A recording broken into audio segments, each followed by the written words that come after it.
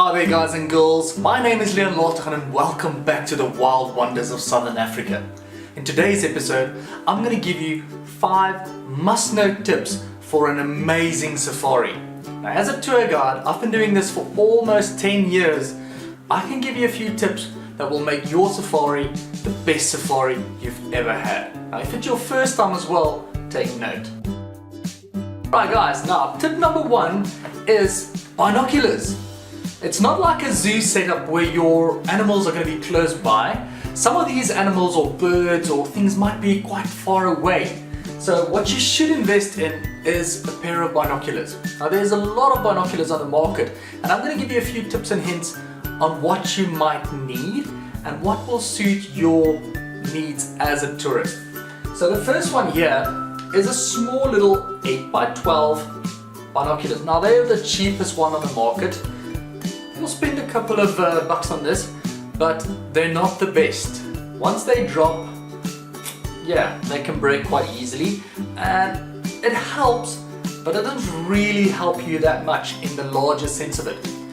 So then you can also go for something larger.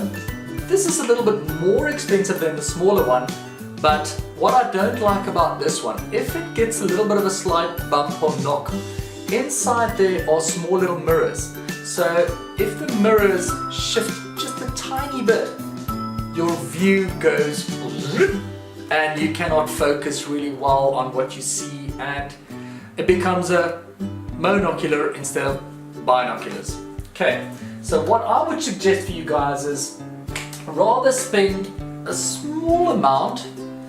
These are not that expensive. This is the bottom of the range of the good binoculars that you can get out there.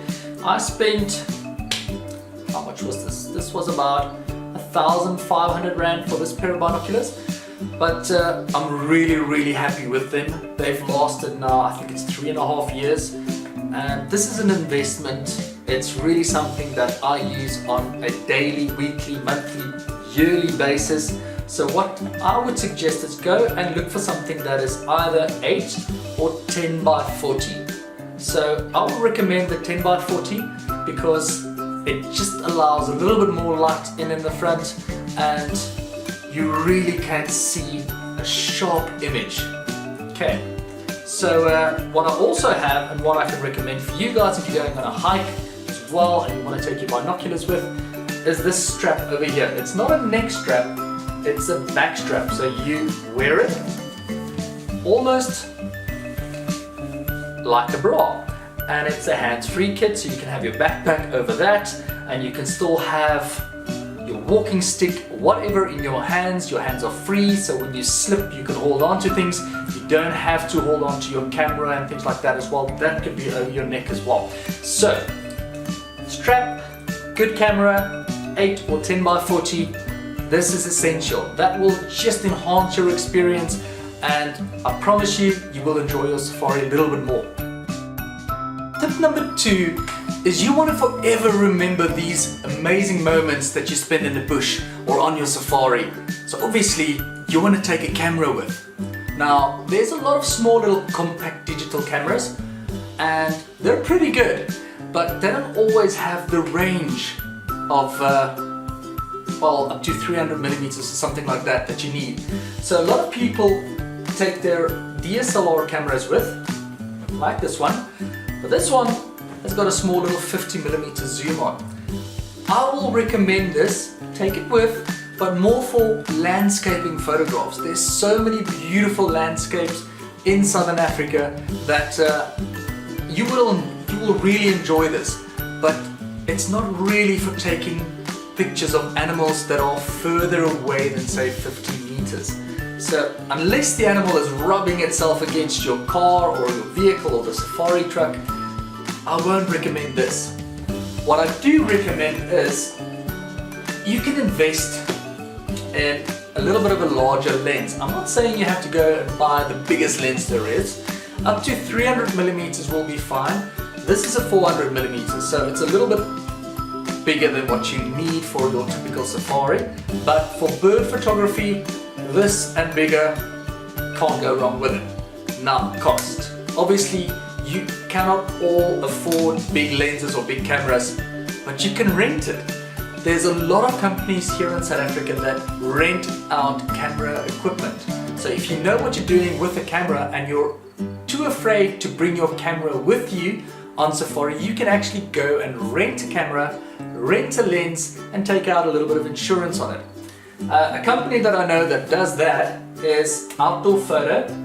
You can find them at outdoorphoto.co.za, and they do rent out camera gear. Now they didn't sponsor me for this, so I didn't get anything. I just think that they're a really good company, and I've been happy in the past with the products and things that I've received from them.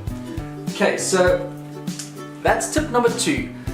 Get a little bit of a bigger zoom if you have a DSLR camera, or get a camera that has an optical zoom that actually doesn't lose quality on it. Now, tip number 3 is basically for the guys and girls that are going on safari and sort of telling me, listen, we cannot afford buying a new camera. This is a spur of a moment safari.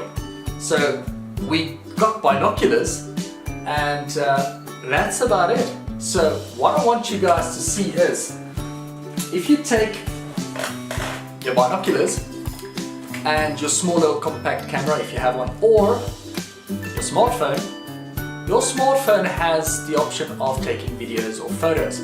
And what I'm going to do is I'm going to insert a video clip here to explain it a little bit better. This is filmed with my phone, and if you zoom in with your phone, the quality becomes quite bad, as you can see right over there. Now let me try the binocular method. So what you should do is you zoom in a tiny little bit like that, and then you take your binoculars, you press it down on the vehicle, and let's just see, you align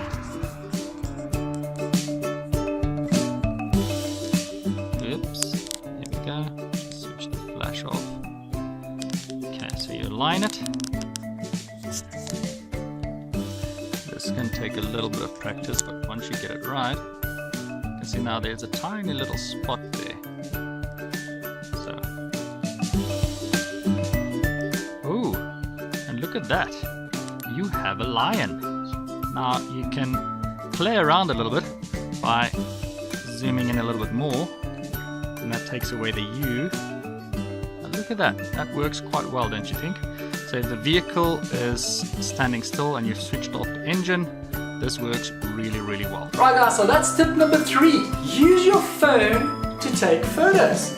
So that's a cheaper optional tip. Basically, I like the fact that it creates a nice little U around the edges. So if you want to have a look over here, that's a photo that a friend of mine sent. So it shows you the before and then now the after as well. So it looks really, really cool, and it does enhance your photo a lot. Alright guys, let's move on to tip number 4, and that is to beat the sun. Yes, the African sun is not your friend. You're coming probably from a colder Scandinavian country, or you're coming from America or wherever, and even if you're coming from down south, Australia or other places, and you think, nah, the sun is not too bad. Well, I have news for you. A lot of the tourists that travel with me either get a bit of sunstroke or sunburn, or get blisters, and even in our winter. Now you're traveling probably in your summer and you end up here in our winter, and you think, it's not that bad, it's cloudy, it's not too sunny. The sun is still there and it's still burning you. Now what I can suggest is invest in a really, really good sunscreen. I always go for 40 plus. Now, I was born in Africa and I still get burned from time to time. And I'm quite stubborn, I don't always listen to my wife as I should. And I recommend getting a very good sunscreen. Now, even if you do have sunscreen on, the number on it only tells you how long you could be in the sun for, like 40 minutes. After 40 minutes, apply another layer. It's not telling you, listen, I've got 40 factor on, I can spend the whole day in the sun. That's not true. After 40 minutes, apply another layer. Be sure and be safe. Then after that, if you do get sunburned, get sunburn gel. So sunburn gel helps you to cool down. It's made from aloe vera, and all aloe vera plants will be able to help you out. Now if you're in the bush and you get lost somewhere and you do get sunburn, take a bit of aloe vera plants. They're really easy to recognize and identify. Google a few of them. I'll show you a picture of one over here. Break the branch, press a little bit, there's a natural gel coming out of that, and smear that on. Now do please remember guys, some of these species are on our endangered list in Southern Africa, so don't go and break all these plants and kill them. Just take a little bit what you need, and that will help you out. Okay, then the obvious ones, if you don't have a cap, take one of these guys. This will protect your neck and your ears from the sun. Ladies, wear scarves. You are prone to get burned in your neck area as well. So that's tip number 4. Protect yourself from the African sun. So right guys, let's move on to tip number 5. Tip number 5 is bring some books with you that helps you to identify some of the animals. What I have here are a couple of my favorite bird books, like Birding Gauteng, Chamberlain's Waders, and also LBJ's. But there's loads of other mammal books and things that I also have. Have a look at some of my playlists of my book reviews. That will show you of just a few of the better books that are around in Southern Africa. These books will help make your experience a little bit better. But also, some of the other things you can take with are some maps. So maps are essential to track your route. And to make it a little bit more interesting for you and your family, what you can do is, you can find some of these maps online, download them, print them, and then put them on a board. And then take some pins, and as you drive around, have different color-coded pins, and whatever animal you guys see, you pin it and have your own sightings board. And that's a lot of fun to discuss it then at the camps and places with some of the other travelers and show them exactly, oh wow, we saw the lion over there and the elephants over there, and that's exciting. But speaking of that guys, going on safari is a lot of fun, but it's not all about seeing the big 5. There's a whole lot of other animals that I want you guys to also focus on, and seeing them will open up a whole new world to your safari experience. What I also do is I keep a list of the birds and animals that I see. So afterwards you can actually go and see, I saw a lot more than what people normally see on safari. So keep that in mind. Right guys, now as a bonus tip, and this is actually one of the more important ones, is take a guide with you. If this is the first time for you to go on safari, there's a lot of variables that could happen and might happen that might place you in a dangerous situation. And also, if you have a guide with you, you don't have to stress about driving or thinking about the safety of your family, thinking about all of the other aspects, where are we going to eat, what are the nice places to go to. A guide would give that all to you. It's a little bit more expensive, but I promise you it's worth it. So I am a guide myself, I'm not trying to promote myself, but I'm going to leave a link in the description below to the company that I work for, and we can take care of all of your needs. But for the rest of you guys that are still going to go on your own, have a safe safari, have a wonderful week guys, and if you're not subscribed to my channel and you think that this was something that you liked, give a big like for this video, and yeah, I'll see you guys next week with another video. Bye for now.